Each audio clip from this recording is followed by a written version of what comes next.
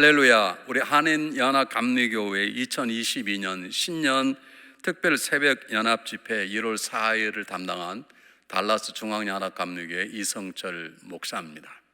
오늘 저희들이 주시는 하나님의 말씀은 창세기 3장 4절로 11절 말씀입니다. 제가 창세기 3장 4절로 11절 말씀을 봉독하겠습니다. 뱀이 여자에게 이르되 너희가 결코 죽지 아니하리라. 너희가 그것을 먹는 날에는 너희 눈이 밝아 하나님과 같이 되어 선악을 알 줄을 하나님이 아심이니라. 여자가 그 나무를 본즉 먹음직도 하고 보암직도 하고 지혜롭게 할 만큼 탐스럽게 단 나무인지라.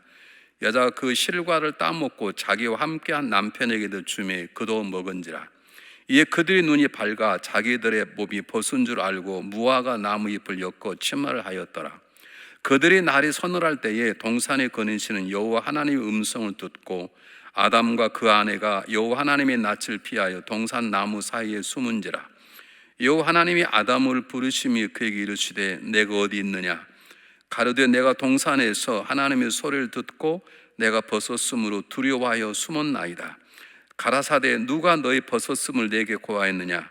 내가 너더러 먹지 말라 명한 그 나무 실과를 내가 먹었느냐. 아멘. 오늘의 본문의 말씀은 우리가 너무나 잘 아는 본문입니다.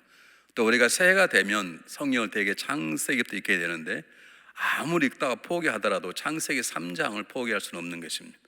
특별히 창세기 1장, 2장, 3장은 이 장이 풀리지 아니하면 성경 전체가 풀리지 않는 가장 중요한 장입니다. 그래서 오늘은 제게 맡겨진 창세기 3장 4절로 11절까지의 말씀을 가지고 하나님 우리에게 주시는 새해의 귀한 말씀을 함께 나누어 보려고 합니다.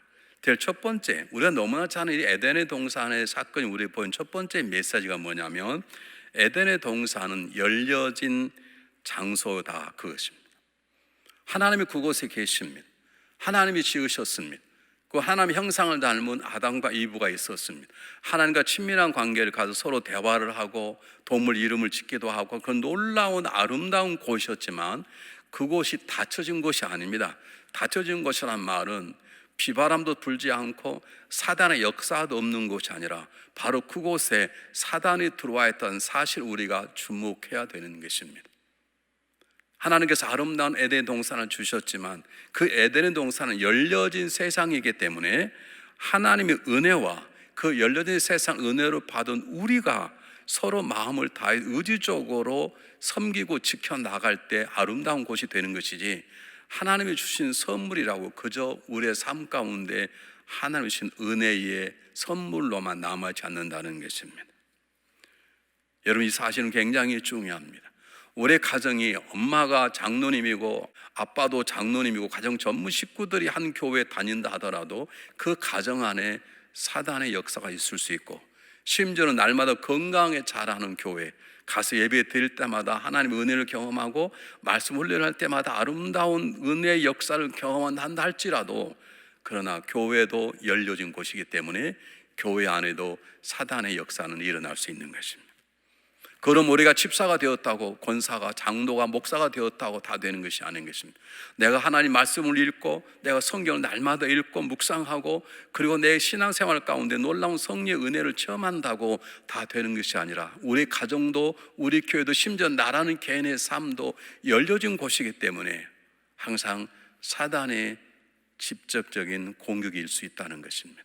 그러므로 우리는 우리 자신의 삶, 우리 가정, 우리 교회, 내 삶의 터전, 심지어는 내 마음 자체를 중요시 여겨야 되는 것입니다. 내 마음이 하나님 것이지만 내 속사람이 하나님 은혜로 새롭게 만들어졌음에도 불구하고 사단은 우리 가운데 역사할 수 있기 때문에 그렇습니다. 그래서 뭐라고 말하는지 한번 보실까요? 잠언 4장 23절 말씀 한번 보시면 무릇 지킬 만한 것보다 더욱 내 마음을 지켜라. 생명의 근원 이에서 남이니라. 에덴의 동산은 단순히 누리는 것이 아니라 거룩한 의무감을 가지고 하나님과 동행하면서 지켜내야 될 것입니다. 아담과 이브는 지킴에 실패한 것입니다. 우리의 마음은 하나님이 빚어진 것이고 주님께서 우리 안에 성령을 통해 우리 안에 계시지만 우리가 우리의 마음을 지켜내지 아니하면 우리의 삶에도 사단의 지배한 역사가 있을 수 있다는 사실을 우리가 마음속에 새기셔야 되는 것입니다. 두 번째, 그러므로 우리는 오늘 본문의 말씀을 통해서 우리는 뭘 할 수 있는가? 에덴의 동산입니다. 하나님이 계셨습니다. 부족함이 없었습니다. 딱 하나, 선악과를 먹지 않은 것 빼고는 모든 것들이 자유할 수 있었고 모든 것들을 누릴 수 있는 곳이지만 그곳에 놀라웠게 사단의 공격이 있었습니다. 다시 말해 우리가 살아가는 삶은 영적 전쟁이 치열한 전쟁터라는 것을 우리가 잊어서는 안 되는 것입니다. 아름다운 것입니다. 부족함이 없는 것입니다. 생수가 흐르는 것입니다. 아름다운 열매들이 맺혀진 곳입니다. 사랑의 노래만 부를 수 있는 곳입니다. 그런데 그곳에서 사단의 공격을 받아서 아담과 이브가 무너졌다는 사실 앞에 우리는 오늘도 굉장히 조심스럽게 하루하루를 살아갈 수 있어야 됩니다. 두려워 떨란 말이 아닙니다. 귀신들, 사단의 역사를 두려워할 것은 아니지만 그러나 견고망동하지 아니하도록, 특히 요즘처럼 어려운 시절 속에서는 우리가 꼭 질병에 걸리지 않도록 하는 데에만 마음을 쓰는 것이 아니라 그것도 중요하지만 특별히 내 안에 계시는 성령의 음성, 내 계신 하나님의 말씀을 붙잡고 내 개인의 삶이나 우리 가정이나 우리 교회를 넘어뜨려 하는 사단의 공격 속에서 내 마음도 지키고 내 가정도 지켜나가고 주님의 교회도 세워나가는 하나님의 일꾼의 삶, 하나님의 십자가 용사로서의 삶을 살아나가야 된다는 것입니다. 오늘 함께 새벽기도에 참석한 여러분 마음속에 한번 헤아려 보십시오. 나의 삶 가운데, 우리 가정 가운데 사단의 공격을 받아 치열한 영적 전쟁이 일어나고 있는 것이 무엇인지, 혹시 나의 삶 가운데 내가 향하는 모든 여러 가지 삶들이 있는데 이는 삶 영역 속에 하나님과 나와 사단만이 하는 영적 전쟁은 없는 것인지, 없으면 참 좋겠습니다만은 없을 수가 없는 것입니다. 우리 모두 다 이 땅에 하나님의 십자가 용사로 살아도 이 미련한 사단은 우리를 끊임없이 공격이 옵니다. 우리의 공격이 넘어지지 않을 줄 알면서도 그들은 우리를 넘어뜨려 예수는 것입니다. 지금 나의 삶 가운데, 우리 가정 가운데, 우리 교회 가운데 우리를 허물려고 하는 사단의 역사가 무엇인지 한번 성경은 뭐라고 하는지 보실까요?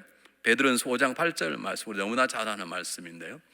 근신하라, 깨어라, 너희 대적 마귀가 우는 사자같이 두루 다니며 삼킬 자를 찾느니라. 여러분, 마귀, 대적 마귀가 우는 사자, 그냥 사자같이 않고 우는 사자같이란 말은 배고픈 사자는 눈에 보이는 걸 대로 다 먹으려고 그러는 것처럼 심각하게 우리를 공격하고자 하는 사단의 역사를 지금 베드로가 우리에게 경고하고 있는 것입니다. 한 번쯤 조용히 앉아서 내 삶의 영역 속에 어느 부분을 사단이 공격하고 있는지, 내 가정 가운데 어느 부분이 무너지고 있는 것인지, 지금 잘 자라고 있는 같은 교회 가운데 어느 부분을 사단이 흔들고려 하는 것인지를 우리가 분별할 줄 알고 그와 치열한 영적 전쟁에 승리하는 그리스도의 용사가 되어야 될 줄 믿습니다. 자, 세 번째, 오늘 이 신라곤이라 불리운 에덴 동산에서의 쫓겨남의 사건이 이곳에 있어서 우리가 물어야 될 가장 중요한 것은 왜 이렇게 아담과 이브가 쉽게 사단의 유혹 속에 넘어져 버리는가? 여러분, 그곳에는 여러분 선악과만큼 맛있는 과일이 없었을까? 있으라고 봅니다. 그들이 배가 고팠던 게 아닙니다. 목이 마른 게 아닙니다. 그럼에도 불구하고 그들이 넘어져 버린 가장 중요한 이유는 하나님의 말씀을 말씀 있는 그대로 받아들이지 않았기 때문에 그렇습니다. 우리 험한 세상 속에 우리가 성경을 읽어야 되고 성령 속에 깊이 들어가야 될 가장 중요한 이유가 바로 이것입니다.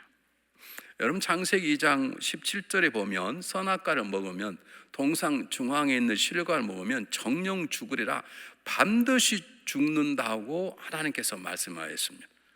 그런데 사단이 물어보죠. 정말 먹으면 죽냐? 죽지 않을 걸? 그럴 때 이브가 뭐라고 말합니까?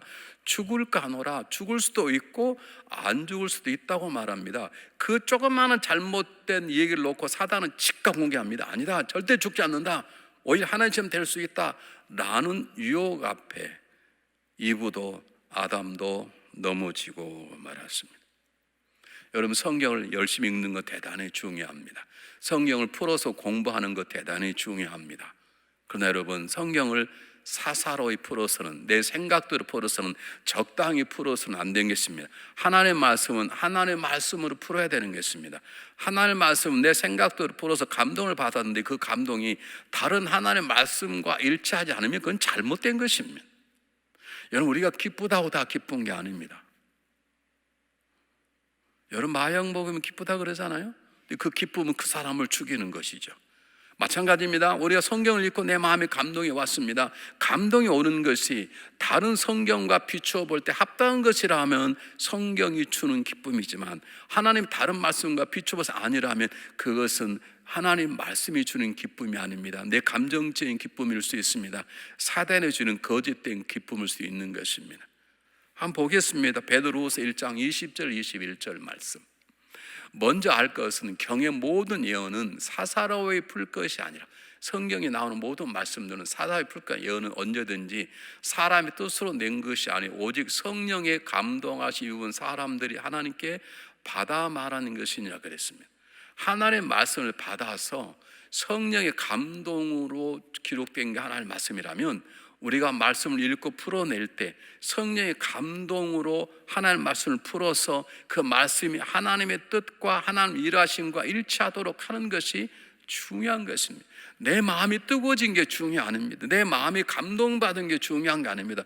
그보다 중요한 것은 내 감동이 성경이 주고자 하는 감동인지 말씀이 주고자 하는 기쁨인지를 분별할 줄 알아야 됩니다. 그 분별은 두 가지입니다. 성령의 충만함과 말씀 속에 들어가 그 말씀을 하나님의 말씀으로 품어내는 것입니다.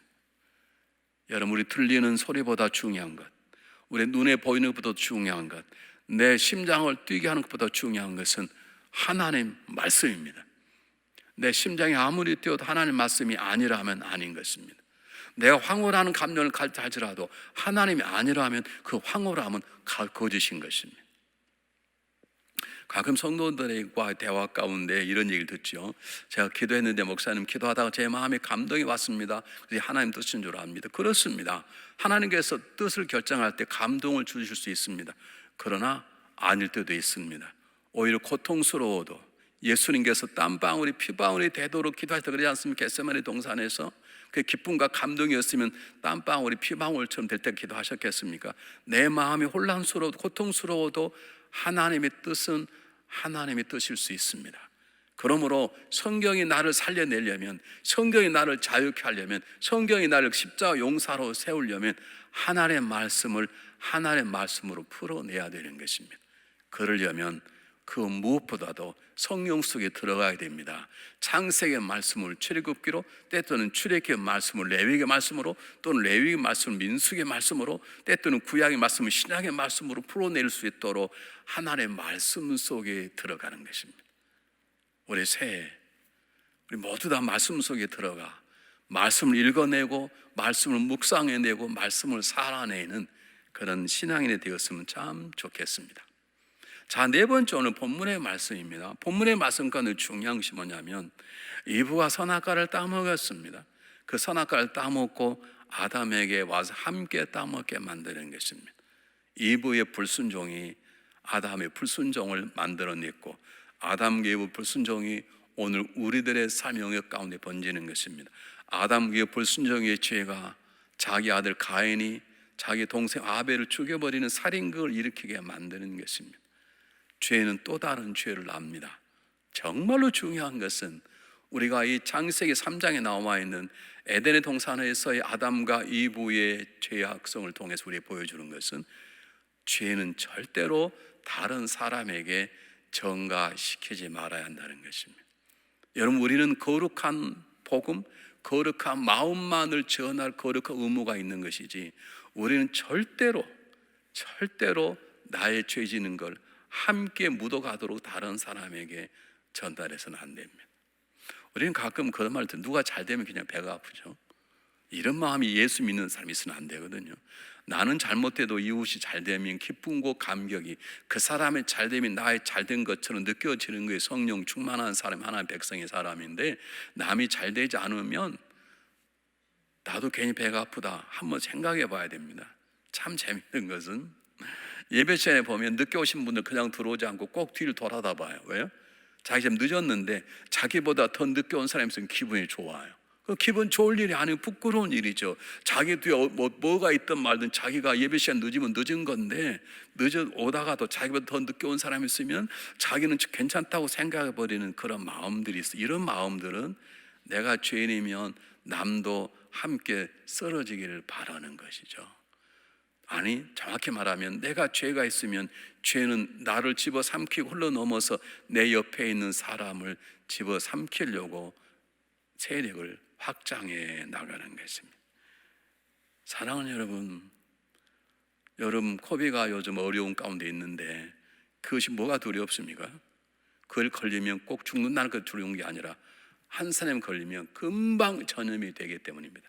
이 전염보다 무서운 것이 죄가 주는 전염성입니다. 한 사람이 죄를 지으면 죄가 주는 잠시 쾌락이 다른 사람이 넘어가는 것입니다. 여러분, 도박자 혼자 가지 않습니다. 도박에 빠진 사람은 누군가를 데리고 갑니다.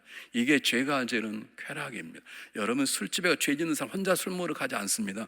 누군가를 데리고 같이 세상에 타라운 곳에 쓰러져 있어야 살만이 나는 사람들이 있습니다. 여러분, 우리는 경건한 삶을 살아낼 거룩한 의무가 있는 것이지 어떤 이유에서라도 죄를 전염시켜서는 안 되는 것입니다. 우리가 전염시켜야 될 거 하나, 예수님입니다. 우리는 예수님을 점령시키는 삶을 살아야 되는 것입니다. 그래서 마태복음 28장 20절 말은 뭐라고 말합니까? 땅 끝까지 가라. 모든 족속으로 제자 삼아 아버지가 성령 이름으로 세례를 주고 내가 tun부한 모든 것을 가르치게 하라. 우리가 전염시켜야 될 것은 예수님의 진리, 예수님의 사랑, 예수님의 은혜를 세상에 전염시키는 것이고 어떠한 이유에서라도 우리는 죄악을 이웃에게 전염시켜서는 안 되는 것입니다.